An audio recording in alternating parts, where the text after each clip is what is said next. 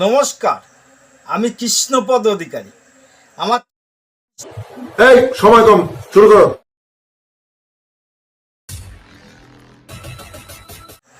আমি কৃষ্ণপদ অধিকারী। আমার ছোট্ট একটা ইউটিউব চ্যানেল আছে, চ্যানেলটার নাম ডোন্ট কেয়ার। ফেসবুক পেজ আছে কৃষ্ণপদ অধিকারী নামে। আমি আজকে একটা ভিডিও করছি। ভিডিও করার ইচ্ছা ছিল না, তবুও সংবাদ মাধ্যম যেভাবে লাফিয়ে পড়েছে ওই জয়ন্ত সিং একটা গান্ডুর দিকে, সেই জায়গায় দাঁড়িয়ে সমস্ত ভারতবর্ষের লোক প্রশ্ন করে যাচ্ছে ওই জয়ন্ত সিংটা কে কে আপনারা জানেন না তো, আর আমিও জানি না। সেই জায়গায় জানার একটু চেষ্টা করে আমি এই জয়ন্ত সিংকে নিয়ে একটু ভিডিও করব। সেটা আপনারা ভালো লাগতেই পারে, আপনাদের কাছে নাও লাগতে পারে, তবু অনুরোধ করছি ভিডিওটা লাইভ শেয়ার করবেন।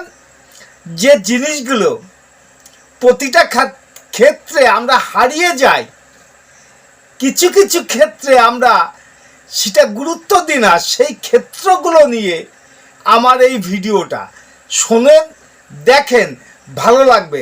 দেখতে থাকেন ভিডিও। যদি ভালো লাগে লাইভ শেয়ার কমেন্ট করবেন। Facebook page Krishnapada Adhikari, YouTube channel don't care. আগে বাড়ান, দেখতে থাকেন নতুন video.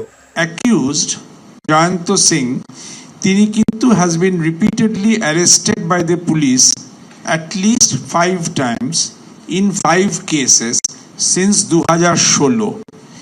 According to police, he is a known rowdy. বারংবার গ্রেফতার হয়েছেন পুনঃ বিভিন্ন কেসে। সাম্প্রতিক উপনির্বাচনের সময় দেশের নির্বাচন কমিশন যখন শান্তি শৃঙ্খলা রক্ষার জন্য রাজ্য সরকার ও প্রশাসনকে বারবার বলছিলেন, সেই সময় পুরাতন 3 বছরের পুরাতন 3 বছরের পুরাতন, এটা তো আমরা বুঝলাম। এই 3 বছর কেন আপনার নাকে সরষের তেল দিয়ে ঘুমাচ্ছিলেন? আর 5 বার অ্যারেস্ট হয়েছে, এত দুর্নীতি করেছে, সেই জায়গায় দাঁড়িয়ে আপনারা কেন চুপ ছিলেন?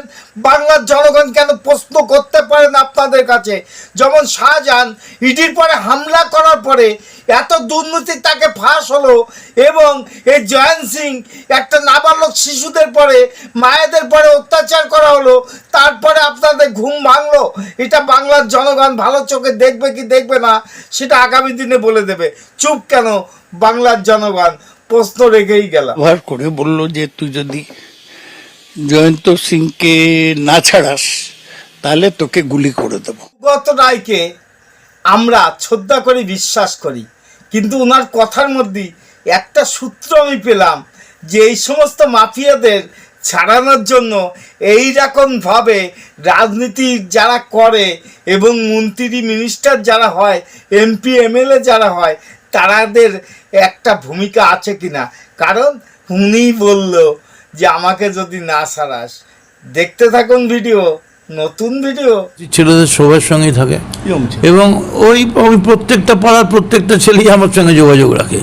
ট্রেন যেটা বলেছে আমি মনে করি যে মানে একদম টু দি পয়েন্ট সত্যি কথা বলেছে, যে আমার সঙ্গে ওর এলাকার ছেলে হিসেবে যে সম্পর্ক থাকে, পরিচয় থাকে, এর বাইরে কোনো সম্পর্ক।